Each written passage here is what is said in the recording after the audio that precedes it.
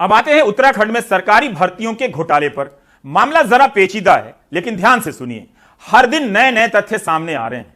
राज्य सरकार ने जांच के लिए विशेष कार्यदल का गठन कर दिया है, लेकिन जिस स्तर का घोटाला लगता है, मांग हो रही है कि बंगाल की तरह ईडी या सीबीआई से जांच कराई जाए। सीबीआई और ईडी का इंतजार उत्तराखंड में हो रहा है, मगर दिल्ली से टीम रवाना नहीं हो रही।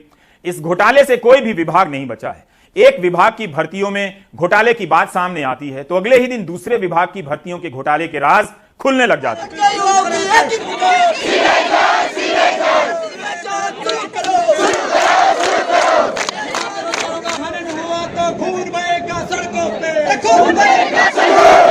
राज्य में आए दिन तमाम युवा संगठन इस घोटाले को लेकर प्रदर्शन कर रहे हैं।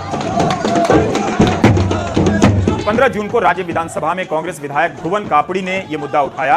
भुवन कापड़ी ने कहा कि कई साल से वन विभाग, शिक्षा विभाग, गृह विभाग, सचिवालय, ग्राम विकास पंचायत अधिकारी जैसी भर्तियों में घोटाले चल रहे हैं। इन भर्तियों के लिए होने वाली परीक्षा के प्रश्न पत्रों के लीक होने का जिक्र भी उन्होंने किया और सबूत भी दिखाए। 2016-17 में वीडियो का एग्जाम रद्द हुआ, जो कि अधीनस्थ सेवा चयन आयोग के द्वारा कराया गया। फॉरेस्ट गार्ड भर्ती, जिसमें खुला आपको सोशल मीडिया के माध्यम से देखने को भी मिला कि खुली इसमें धांधली हुई और 57 लोगों पर कार्रवाई करी। उसके बाद सहायक लेखाकार का एग्जाम हुआ, उसको रद्द किया गया। वन दरोगा का एग्जाम हुआ, वो कोर्ट में लंबित है। यूपीसीएल का अभी एग्जाम हुआ, उसको रद्द करना पड़ा। वीडीओ वीपीडीओ का एग्जाम हुआ, उसमें सारे लोग कोर्ट गए हुए हैं। मैं आपसे ये कहना चाहता हूं कि इस उत्तराखंड के युवाओं को आपके संरक्षण की आवश्यकता है। उसके बाद से राज्य के अखबारों में इस घोटाले को लेकर अनेक खबरें छप चुकी हैं। सोशल मीडिया में भी यह मुद्दा छाया हुआ है। राज्य के बेरोजगार युवा संगठन इस मामले में मुख्यमंत्री पुष्कर सिंह धामी से मिले और उन्हें पेपर लीक होने के सबूत दिखाए, नतीजों में गड़बड़ियों के सबूत दिखाए। तब जाकर उन्होंने एसटीएफ से जांच के आदेश दिए। शुरुआती जांच में पता चला कि जो उम्मीदवार इंटरमीडिएट की परीक्षा में सिर्फ 33 अंक लेकर आया है, वही 40 दिन बाद हुई ग्रेजुएट स्तर की परीक्षा में सर्वाधिक 92 अंक लाया है। इससे शक गहराया, उसका पिछला रिकॉर्ड खंगाला गया तो शक पुख्ता होता चला गया। यही नहीं, आयोग की जनरल मेरिट जो पिछले कई सालों से 80 नंबर के आसपास आती रही, उसमें इस बार 100 उम्मीदवार 80 से 90 के बीच अंक ले आए। इस मामले की जांच में बीजेपी की एक जिला पंचायत के सदस्य हाकम सिंह को गिरफ्तार किया गया तो मामले की कई कड़ियां खुलने लगी। हाकम सिंह के जरिए एक ऐसे नेटवर्क का पता चलता है जिसके सहारे नेता, अफसर और दलाल मिलकर सरकारी भर्तियों में घोटाला कर रहे थे। इसी हाकम सिंह का नाम 2019 में फॉरेस्ट गार्ड के इम्तिहान में ब्लूटूथ से नकल के मामले में भी आया था। ताजा मामलों में अब तक 30 लोग गिरफ्तार हो चुके हैं, 9 सरकारी कर्मचारी। इनमें से कुछ कर्मचारियों ने जांच में माना कि वो खुद भी पिछले कुछ वर्षों में ऐसे ही परीक्षा घोटालों का फायदा लेकर नौकरी पर लगे हैं और फिर इस गिरोह से जुड़ गए।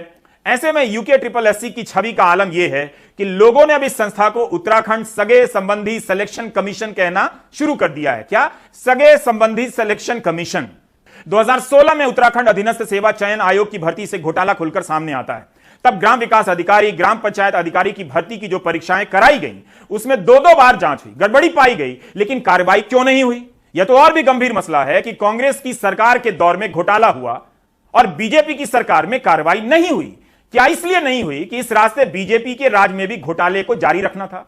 बीजेपी सरकार ने कांग्रेस सरकार के दौर के उस घोटाले को सार्वजनिक क्यों नहीं किया? हालत यह है कि अधीनस्थ सेवा चयन आयोग के पिछले अध्यक्ष SK राजू ने इस्तीफा देते हुए कह दिया कि पेपर लीक होना तो एक सामान्य प्रक्रिया है। तो होता रहेगा, तो माफिया तो पूरा भारत में है। यूपी वगैरह में तो पता नहीं क्या एग्जाम कैंसिल हो गया है इस तरह का, जो लीक होने की वजह से प्रोसेडिंग लीक हुआ है। लीक होना तो सामान्य बात है, लेकिन फिर भी बच्चे परेशान हैं। अधीनस्थ सेवा चयन आयोग की ताजा भर्ती घोटाले की अब सीबीआई जांच की मांग हो रही है, क्योंकि मामले के तार उत्तराखंड से लेकर उत्तर प्रदेश तक फैले हुए हैं। ऐसा ही आरोप 2020 में बीजेपी की सरकार में सहकारिता विभाग पर भी लगा। कांग्रेस के वरिष्ठ नेता गणेश गोदियाल ने आरोप लगाया कि सहकारिता मंत्री धन सिंह रावत ने UKSSC के बजाय सैकड़ों पदों पर भर्ती का काम एक निजी एजेंसी को दे दिया। उनके मुताबिक मई-जून में भर्ती इम्तिहान हुए उत्तराखंड से दूर नोएडा में, और वो भी ऐसे समय में जब कोविड का गंभीर दौर था। आने जाने पर तमाम पाबंदियां थी।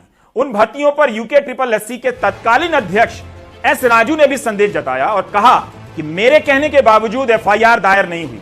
वैसे S राजू के दौर में हुई कई परीक्षाएं संदेह के घेरे में हैं। अभी आयोग के घोटाले ही सामने आ रहे थे कि विधानसभा के भीतर से भी भर्तियों के घोटाले बाहर आ गए। कांग्रेस से लेकर बीजेपी की सरकारों के दौर के स्पीकर ने कथित नियमों के नाम पर इतनी भर्तियां कर डाली हैं कि हिसाब नहीं। विधायकों की संख्या 70 है, मगर अब यहां काम करने वाले कर्मचारियों की संख्या 500 हो गई है। जबकि देश की सबसे बड़ी विधानसभा उत्तर प्रदेश विधानसभा है, जहां 403 विधायक हैं, वहां उत्तराखंड से कम कर्मचारी हैं। पड़ोस की हिमाचल प्रदेश विधानसभा में 68 विधायक हैं, वहां तो और भी कम है। पिछली विधानसभा के स्पीकर प्रेमचंद अग्रवाल का नाम इस घोटाले में आया है। इस समय अग्रवाल वित्त मंत्री बन गए हैं। आरोप है कि बिना किसी स्थापित प्रक्रिया के उन्होंने 74 भर्तियां कर डाली। उस समय मुख्यमंत्री त्रिवेंद्र सिंह रावत थे। रावत का कहना है कि जब उनके पास इसकी फाइल दस्तखत के लिए आई तो उन्होंने नोट में लिखा कि भर्तियां योग्यता के मुताबिक हों और लोक सेवा आयोग और अधीनस्थ सेवा चयन आयोग के जरिए हों। इसके बाद भी ऐसा नहीं हुआ। तब तो वित्त विभाग ने भी यह कहकर मना कर दिया कि नई भर्तियों के लिए बजट नहीं है। इस बीच त्रिवेंद्र सिंह रावत की कुर्सी चली गई, उनकी जगह तीरथ सिंह रावत आए और फिर कुछ ही दिन बाद पुष्कर सिंह धामी मुख्यमंत्री बन गए। राज्य में मुख्यमंत्री बदलते रहे, मगर स्पीकर पिछले दरवाजे से भर्तियों को अंजाम देने में लगे रहे। उन्होंने एक नया रास्ता निकाला कि एक प्राइवेट एजेंसी के जरिए इन पदों के लिए आवेदन मंगाए जाएं और स्वीकार कर लिए जाएं। यही हुआ। 54 नियुक्तियों से बात शुरू हुई और संख्या का अंत हुआ 74 पर। आरोप है कि प्राइवेट एजेंसी ने परीक्षा भी नहीं कराई। चुन चुनकर मुख्यमंत्री के निजी स्टाफ में काम करने वाले लोगों के परिजनों से लेकर तमाम मंत्रियों, बीजेपी और आरएसएस के पदाधिकारियों और बड़े अफसरों के करीबियों को नियुक्ति दे दी गई। पत्रकारों के रिश्तेदारों के भी नाम आ रहे हैं। सोशल मीडिया में कई सूचियां घूम रही हैं।